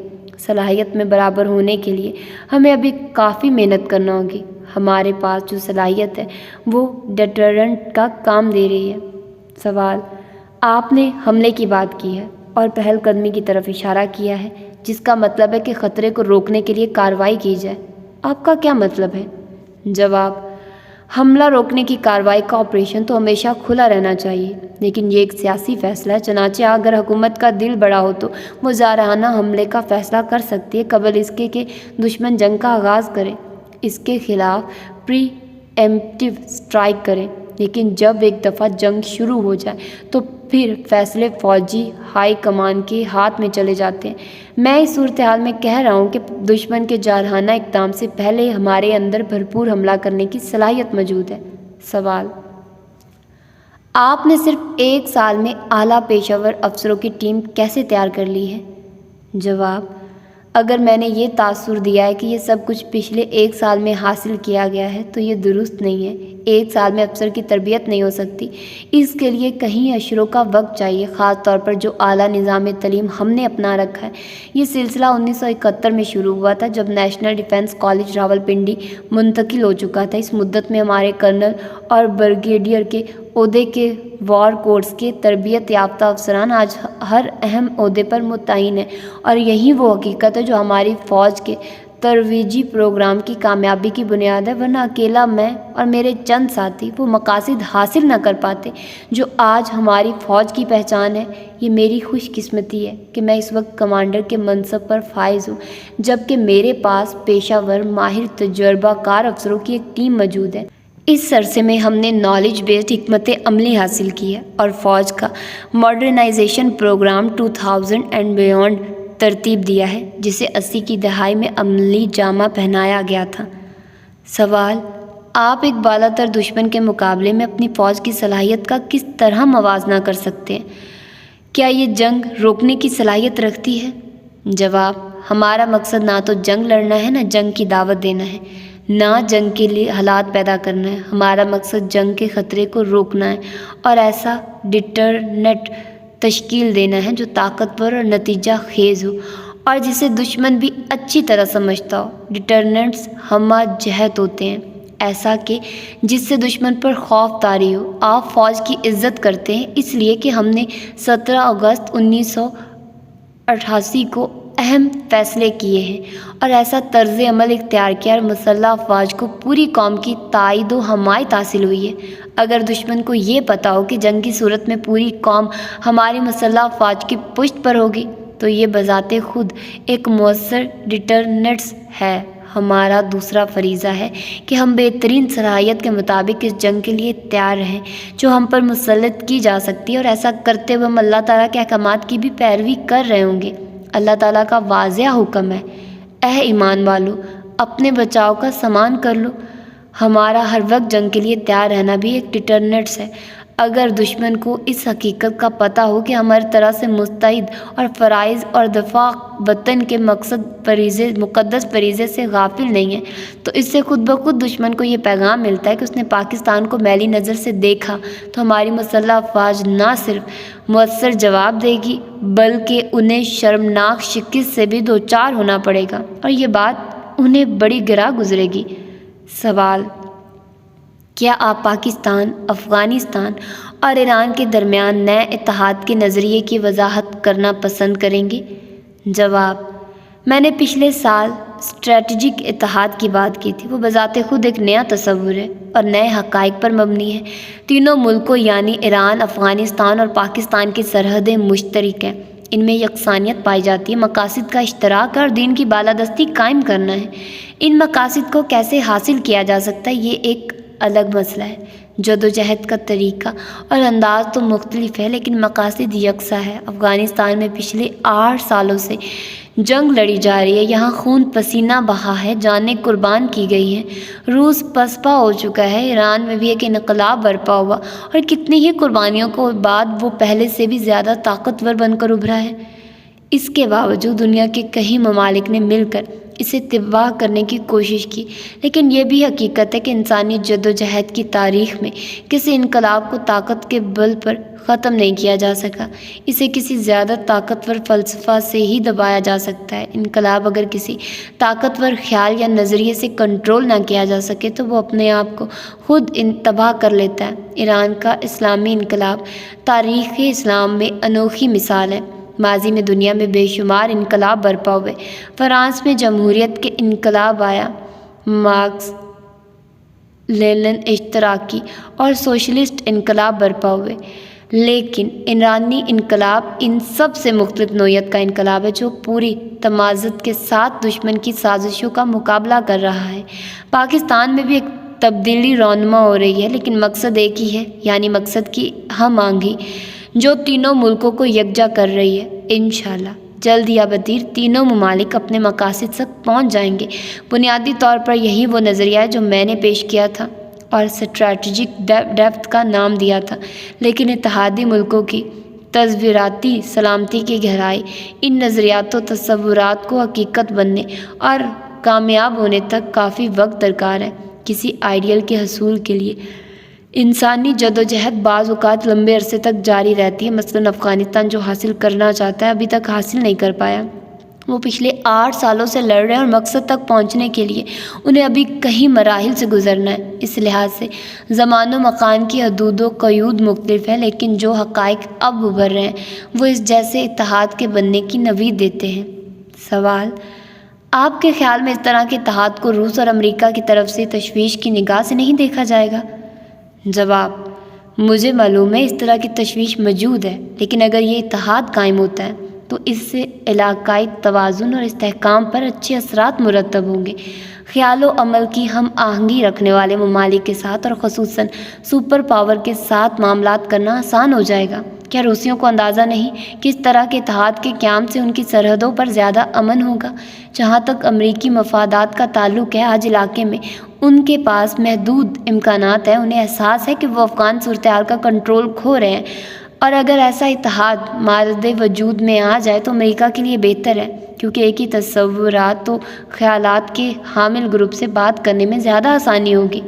طاقت کے عالمی توازن میں اس گروپ کا ایک اہم مقام ہوگا، اور حقیقت خطے پر بھارتی بالادستی کے اثرات کا توڑ بھی ثابت ہوگا۔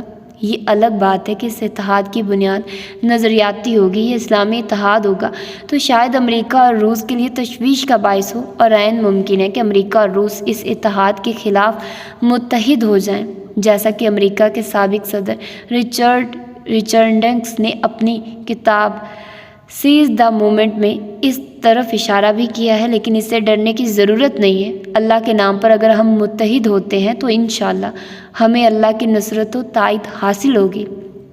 سوال: آپ نے پہلے کہا کہ صرف چند ایک افسر ہی مارشل لاء میں ملوث رہے، لیکن فوج چونکہ بطور ادارہ ملوث رہی ہے، اس لیے آپ کے نزدیک اس سے فوج پیشہ ورانہ طور پر کس حد تک متاثر ہوئی؟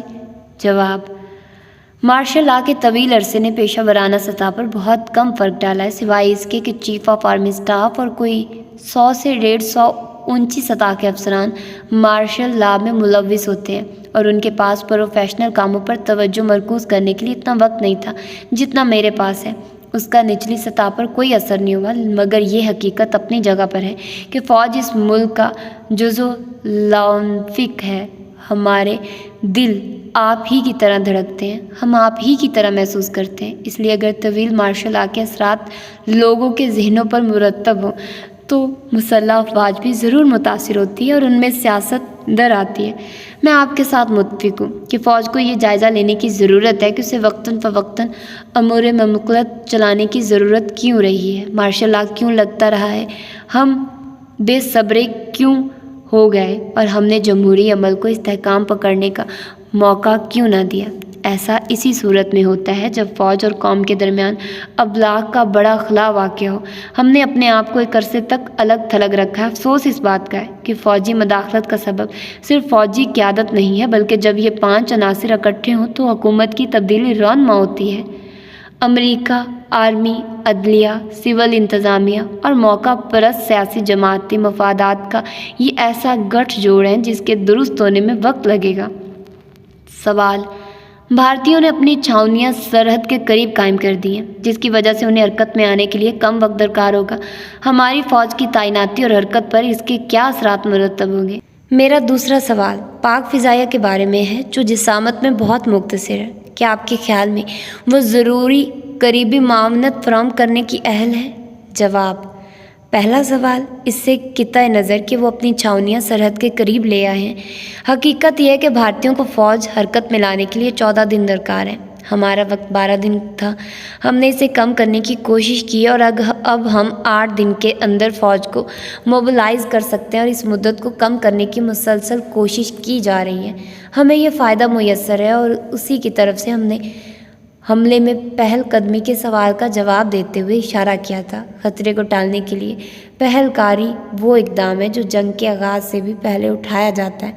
जहाँ तक पाक फ़िज़ाइया का ताल्लुक़ है, अगर ज़मीनी फ़ौज की हिकमत अमली फ़िज़ाइया के साथ मरबूत हो तो उन्हें ज़मीनी अफ़वाज की मदद के लिए आने में कुछ वक्त लगेगा, इसलिए कि उन्हें खुद पहले जवाबी फ़िज़ाई हमले और बका की जंग के मरहले से गुज़रना होता है। 3-1 की निस्बत में होने की वजह से उन्हें लातादाद मुश्किलात का सामना होगा। शायद जंग के पहले 4-5 दिन पाक फ़िज़ाइया में वो भरपूर मदद फराहम ना कर सके जिसकी हमें ज़रूरत होगी।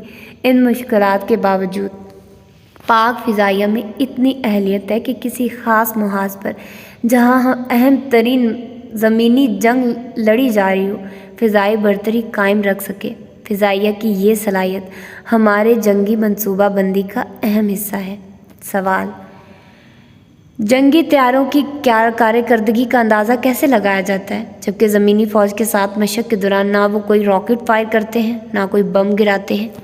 जवाब: फायर या बम गिराना आखिरी मरहला होता है। असल में ड्रिल की अहमियत होती है। किसी जहाज़ की कारकर्दगी की जांच इस तरह की जाती है कि जब फ़िज़ाई मदद की दरख्वास्त की जाए तो इसके बाद एक जहाज़ कितनी देर में मतलूबा मकाम पर पहुंचता है। ये एक तवील अमल है। जब एक इन्फेंट्री बटालियन कमांडर को सख्त मज़ाहमत का सामना हो और वो मुयस्सर ज़राए से इस मज़ाहमत पर काबू न पा सके तो वो फ़िज़ाई मदद की दरख्वास्त अपने ब्रिगेड हेडक्वार्टर को भेजता है। डिवीज़न हेडक्वार्टर से होती हुई ये दरख्वास्त कोर हेडक्वार्टर पहुंचती है, जो मुख्तलिफ़ सिमतों से ऐसी ही दरख्वास्तें आई होती हैं। मजमूई सूरत हाल को सामने रखते हुए तरजीहात का तयन किया जाता है। फ़िज़ाई मदद की दरख्वास्त पाक फ़िज़ाइया के नुमाइंदे की मार्फत पाक फ़िज़ाइया के करीबी मुस्तक़र्र को भेजी जाती है।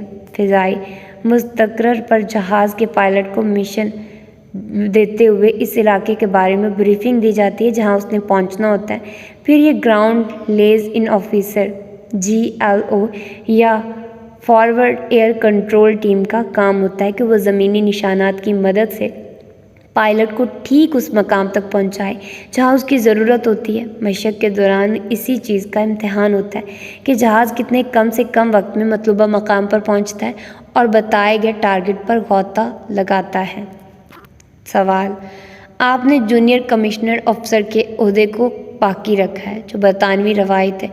क्या आपके ख्याल में ये ओहदा मुफीद है और आपके किसी काम आ रहा है?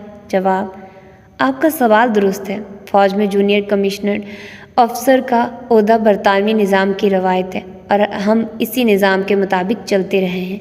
अगर आप अपने इन जवानों और अफसरों की तादाद गिनें जो सियाचिन 1965 की जंग या 1971 की जंग में शहीद हुए और फिर JCOs की कारकर्दगी का जायज़ा लें तो सूरत हाल वो नहीं है जिसकी हम ख्वाहिश करते हैं। इस निज़ाम की हम इस्लाह की जा रही है।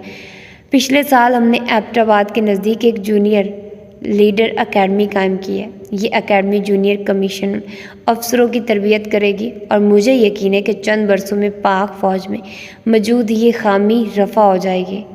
सवाल: फ़ौज में आला तरीन का क्या निज़ाम है? क्या कोई ऐसा इंतज़ाम है जिसके तहत अफसरों में जहाद और शहादत की रूह फूंकी जाती है? क्या आप ऐसे निज़ाम को मज़ीद बेहतर बनाने के लिए कोई इक़दाम कर रहे हैं ताकि अंदरूनी और बैरूनी ख़तरात के मुकाबले में ज़रब मोमिन और ज़्यादा मुअस्सर साबित हो सके? जवाब: हमारे तलीमी निज़ाम के बहुत से पहलू हैं। सबसे अहम पेशा वराना तालीम है। इसके बाद वो मज़ामीन हैं जिनके असरात फ़ौजी महारत पर होते हैं। चंद साल पहले हमारे पास सिर्फ एक अफसर PhD था। वो भी वापडा की मुलाजमत के बाद रिटायर हो गए और अब अल्लाह के फ़ज़ल से हमारे पास 10 PhD हैं। 15 दूसरे अफराद मुख्तलिफ़ मज़ामीन में मुल्क के अंदर और बैरूनी ममालिक में PhD कर रहे हैं। मुझे उम्मीद है कि आइंदा साल के आखिर तक हमारे पास कम से कम 20 PhD होंगे। पिछले 3 सालों में हमने 150 अफसरों को टेक्निकल मज़ामीन में MSc करवाया है। 75 मज़ीद अफराद ज़ेर तरबियत है। ये तमाम अफराद अपने अपने मज़ामीन में तरबियत की تکمیل پر فوج کے مختلف منصوبوں پر کام کریں گے۔ اس سے اندازہ ہو سکتا ہے کہ ہم اعلیٰ تعلیم کو کتنی اہمیت دے رہے ہیں اور اپنی تعلیم کے معیار کو بڑھانے کے لیے کیا کیا کوششیں کر رہے ہیں۔ آپ کے سوال کا دوسرا حصہ مذہبی تعلیم سے متعلق ہے۔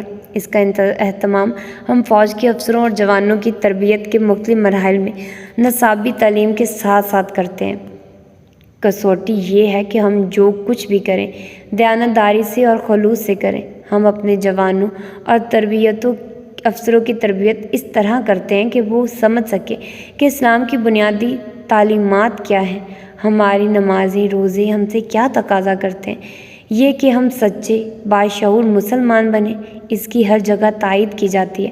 ہماری ملٹری اکیڈمی میں، تربیتی مراکز میں، ہماری یونٹوں میں، فارمیشنوں میں اور ہماری فوجی تنصیابات میں اس مقصد کے حصول کے لیے ایک دینی نصاب تعلیم مرتب کیا جا چکا ہے جو بہت جلد نافذ العمل ہوگا۔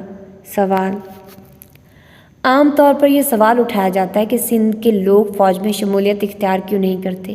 کیا انہیں فوج میں جگہ کیوں نہیں دی جاتی؟ آپ اس پر کیا کہیں گے؟ جواب: یہ قومی یکجہتی سے متعلق بڑا اہم مسئلہ ہے۔ ہم ہمیشہ کوشش کرتے رہے ہیں کہ پورے ملک سے لوگ افواج میں شامل ہوں۔ حیدرآباد میں سندھ رجمنٹل سینٹر قائم کرنے کا ہمارا مقصد ہی یہی تھا کہ لوگ فوج میں شامل ہونے پر آمادہ ہوں۔ لوگ صرف افسروں کی حیثیت سے فوج میں آنا چاہتے ہیں، لیکن ہمیں صرف افسر ہی تو نہیں چاہیے، ہمیں جوانوں، نان کمیشنڈ افسروں اور جونیئر کمیشنڈ افسروں کی بھی تو ضرورت ہے۔ ابھی پچھلے دنوں میں جائزہ لے رہا تھا کہ سندھ کے کتنے لوگ سندھ یا دوسری رجمنٹوں میں شامل ہوئے۔ ہم نے مختلف جگہوں پر بھرتی کے مراکز قائم کیے۔ 1500 افراد سندھ رجمنٹ اور دوسری یونٹوں میں شامل ہو چکے ہیں۔ بلوچستان میں بھی یہی صورتحال ہے۔ حیدرآباد میں سندھ رجمنٹل سینٹر کا قیام بڑی کامیابی کی دلیل ہے۔ سوال: آپ اکثر و بیشتر سیاستدانوں سے ملتے ہیں اور بیان جاری کرتے ہیں جو سیاسی ہوتے ہیں یا خارجہ امور سے متعلق ہوتے ہیں۔ آپ کو اس کی ضرورت کیوں محسوس ہوتی ہے؟ جواب: اپنے آپ کو ملکی معاملات سے آگاہ رکھنا ہماری اولین ذمہ داری ہے۔ الگ تھلگ رہنا غفلت ہوگی۔ ہمیں اقتدار کی ہوس نہیں ہے۔ فوج کا مشن یہ ہے کہ ملک کا اندرونی و بیرونی خطرے سے دفاع کرے۔ یہ اسی مشن کی تکمیل کا حصہ ہے کہ ہم ریاست کے امور میں مداخلت کرتے نظر آتے ہیں۔ ہمارا مقصد صورتحال کو بگڑنے سے بچانا ہے۔ یہ مداخلت اس امر کو یقینی بنانے کے لیے ہے کہ حالات کنٹرول سے باہر نہ ہوں۔ یہاں موجود تمام افسروں اور اپنی جانب سے میں آپ سب کا شکریہ ادا کرتا ہوں کہ آپ نے ہماری درخواست پر یہاں آنے کی زحمت گوارا کی اور آج کی گنت و شنید میں شرکت فرمائی۔ میں نے کھلے دل سے واضح طور پر آپ کے سوالات کے جواب دینے کی کوشش کی ہے۔ ہمارا مقصد ہے آپ یہ سمجھیے کہ ہمارے ارادے درست ہیں اور ہمارے دل آپ کے ساتھ دھڑکتے ہیں، اور انشاءاللہ ہم ملک، قوم اور اس نظام کو صحیح راہ پر رکھیں گے۔ آپ کی اور ہماری منزلیں ایک ہیں۔ اللہ ہمارا حامی و ناصر ہو۔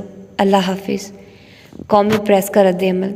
قومی پریس میں اس بریفنگ پر بھرپور رد عمل دیکھنے میں آیا۔ ادارے اور کئی کالم لکھے گئے۔ ممتاز قلمکاروں کی طرف سے بریفنگ پر بہت سے مضامین لکھے گئے۔ ان کی تفصیلات ISPR کے جریدے ڈیفینس اینڈ میڈیا 1990 میں شائع ہوئی، جو راکم الحروف کی زیر ادارت شامل ہوا۔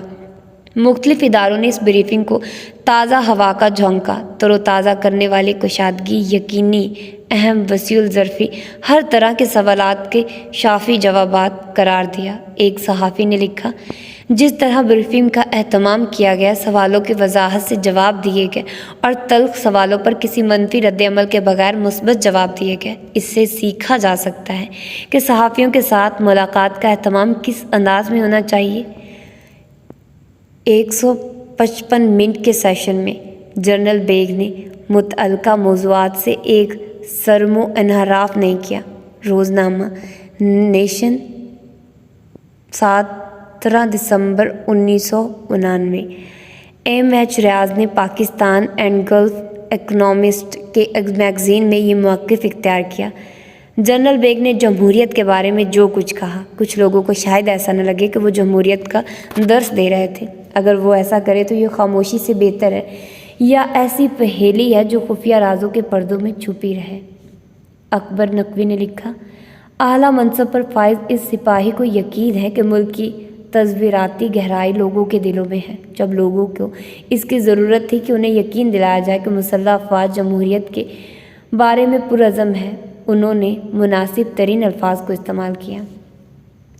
ڈاکٹر شاہ خان نے بڑے فصیح و بلیغ انداز میں لکھا، جنرل اسلم بیگ نے شاندار کارکردگی کا مظاہرہ کرتے ہوئے ایک ہی جھٹکے میں ان تمام جالوں اور خس و خاشاک کا صفایا کر دیا جس نے فوج کے کردار کو چھپا رکھا تھا۔ انہوں نے بہت سے ایسے نظریات کو بھی باطل قرار دیا جس پر اب تک لوگ یقین کرتے آئے ہیں۔ انہوں نے بڑی کشادگی سے، جو وردی والوں کے ہاں کم ہی ملتی ہے، بہت ہی ایسی پیشہ ورانہ اور سیاسی غلطیوں کا اعتراف کیا جو ماضی میں ہوتی رہی ہیں۔ ڈاکٹر شاہ خان نے کہا، اس یقین دہانی کے لیے کہ ان کی کوششیں ثمر آور ثابت ہو، انہیں ایک قدم اور اٹھانا چاہیے اور سیاست سے قطعی کنارہ کشی اختیار کرنی چاہیے۔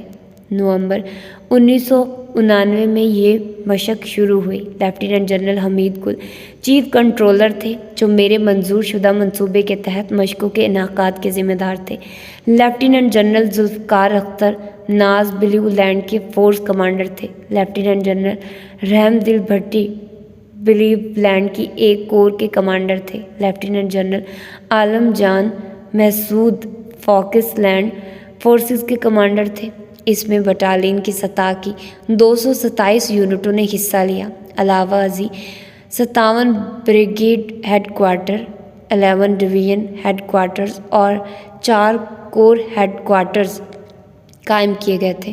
ان مشقوں میں 3 لاکھ فوجیوں نے شرکت کی۔ ٹینکوں کی تعداد 755، بختر بند گاڑیوں کی تعداد 487 اور 754 توپیں تھیں۔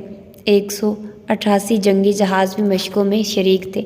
23 ممالک کے عسکری وفود نے بطور مبصرین مشقوں کا معائنہ کیا۔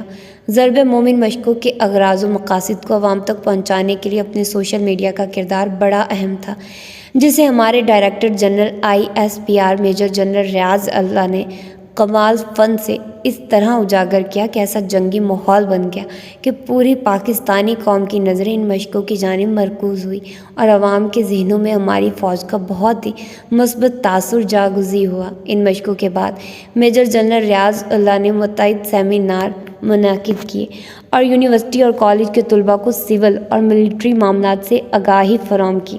3 ہفتوں کی ان مشقوں نے پورے ملک میں جنگ کا ماحول پیدا کر دیا، جس میں پاک فضائیہ کی بھرپور شمولیت سے تمام کارروائیاں حقیقت سے زیادہ قریب نظر آئی۔ ہر افسر اور جوان نے دل و جان سے اپنی ذمہ داریاں پوری کی، ایسی بہترین کارکردگی دکھائی کہ امریکہ کی ٹاس ٹیم کو اپنی سفارشات میں فوج کی کارکردگی کا اعتراف کرنا پڑا۔ ہم سب پر اللہ تعالیٰ کا بڑا کرم تھا کہ 3 ہفتوں کی اتنی بڑی مشقوں میں کوئی ایک بھی حادثہ پیش نہیں آیا، ماشاءاللہ۔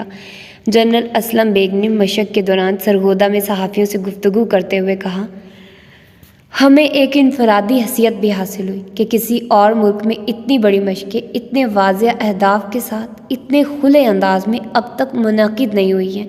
حالیہ دنوں میں روس اور چین کی مشترکہ مشقیں واسٹوک 2018 کے نام سے شروع ہو رہی ہیں، جو دنیا کی سب سے بڑی وار گیمز ہیں۔ اس میں 3 لاکھ سپاہی، 36,000 جنگی گاڑیاں، 1,000 جنگی ہوائی جہاز، 80 جنگی بحری جہاز اور سینکڑوں ایٹمی بردار میزائل حصہ لے رہے ہیں۔ دراصل یہ وار گیم اور اس سے پہلے زاپاڈ 2017 اور واسٹوک 2014 کا انعقاد صدر پیوٹن کے لاجک آف کانفلکٹ کا مظہر ہے۔ ان کا کہنا ہے کہ ان مشقوں کا بنیادی مقصد روس کی سلامتی کو یقینی بنانا ہے۔ ان کا قول ہے کہ عالمی سیاست میں امن کو کبھی استحکام نہیں رہا ہے۔ امن کو ایک غلطی کا نام دے دیا گیا ہے جس کا دوام انتہائی مشکل ہے، لہٰذا صرف جنگ کے لیے تیار رہنے سے ہی امن کا قیام ممکن ہے۔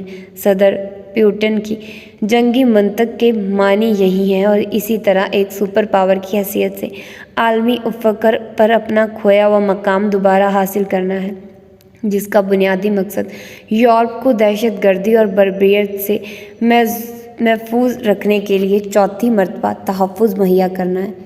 پیوٹن کا دعویٰ ہے کہ یورپ کو ہم نے پہلی مرتبہ منگولوں سے، دوسری مرتبہ نپولین سے، تیسری مرتبہ ہٹلر سے نجات دلائی ہے اور اب داعش سے نجات دلانے کے لیے میدان عمل میں ہے۔ ان مشقوں کے دوران صحافیوں کا دلچسپ واقعات پیش آئے۔ حفت روزہ زندگی کے مختار حسن جیپ میں سفر کرتے ہوئے بری طرح تھک گئے۔ وہ چائے کے بہت رسیا تھے اور کئی گھنٹوں سے انہیں چائے کی طلب ہو رہی تھی۔ ان سے اس کتاب کے مرتب میجر اشفاق حسین کی ایک پل کے کنارے ملاقات ہوئی۔ کھل اٹھے اور شکایت کرنے لگے کہ پل کے پرلے کنارے پر چائے کا ایک خوکھا ہے، لیکن پل پر موجود ایک فوجی سنتری انہیں پل کے پار جانے نہیں دیتا۔ کہتا ہے اس پل کو برباد قرار دے دیا گیا ہے۔ میں نے انہیں کہا کہ وہ سنتری کے منہ کیوں لگ رہے تھے، کسی GCO سے کہنا تھا، وہ آپ کو پل پار کروا دیتا۔ بولے ایک سردار صاحب ملے تو میں نے ان سے بات کی تو بولے کہ مجھے تو گزشتہ کل سے شہید قرار دے دیا گیا ہے۔ جب تک امپائر مجھے زندہ قرار نہ دے میں کسی سرگرمی میں حصہ نہیں لے سکتا۔ ایک فوجی ایک ٹرک کو لے کر جا رہا تھا، وہ ریت میں پھنس گیا۔ اس نے دائیں بائیں کے دیہاتیوں سے مدد کی درخواست کی۔ کچھ افراد جمع ہو گئے، لیکن جب وہ قریب آئے تو دیکھا کہ ٹرک کے اندر اچھے خاصے مشٹنڈے فوجی بیٹھے ہیں۔ دیہاتیوں نے پوچھا کہ ان فوجیوں کو کیوں نہیں کہتے کہ وہ اتر کر دھکا لگائیں، یہ سب شہید ہو گئے ہیں اور میں انہیں فلاں ہسپتال کے مردہ خانے کی طرف لے جا رہا ہوں۔ ڈرائیور نے جواب دیا۔ ٹرک میں سوار فوجی دان نکال رہے تھے اور دیہاتی تعجب سے انہیں تک رہے تھے۔ ایک دفعہ سینٹرل میڈیا ٹیم کے کچھ صحافی اپنے آفیسر انچارج کے ساتھ رنگ پور کینال کے ساتھ سفر کر رہے تھے۔ آفیسر انچارج کو کہیں سے بھنک پڑی تھی کہ بلو لینڈ فورس فلاں جگہ سے نہر کو عبور کرے گی۔ افسر صحافیوں کو یہ منظر دکھانے اس سمت چل پڑے۔ بلو لینڈ فورس کا تو کوئی سراغ نہ ملا، البتہ ایک جگہ کچھ فوجیوں نے ٹرک روک لیا۔ ایک فوجی سٹیم گن لیے ٹرک میں سوار ہوا اور پوچھا، کون ہو؟ بلو لینڈ کے فوجی، جواب ملا۔ اس نے ایک نعرہ لگا اور اپنے ساتھیوں کو بتایا کہ بلو لینڈ کے بہت سے فوجی ہیں، آؤ انہیں گرفتار کرو۔ افسر سمیت تمام صحافیوں کو جنگی قیدی بنا لیا گیا۔ بڑی دیر کے بعد ان کے افسر سے ملاقات ہوئی اور انہیں پوری صورتحال بتائی گئی تو جان خلاصی ہوئی۔ تو یہ تھے آج کے 2 باب۔ ہوپ سو کہ آپ لوگوں کو یہ پسند آئے ہوں گے۔ تو ملتے ہیں انشاءاللہ اس کے اگلے باب میں۔ اللہ حافظ۔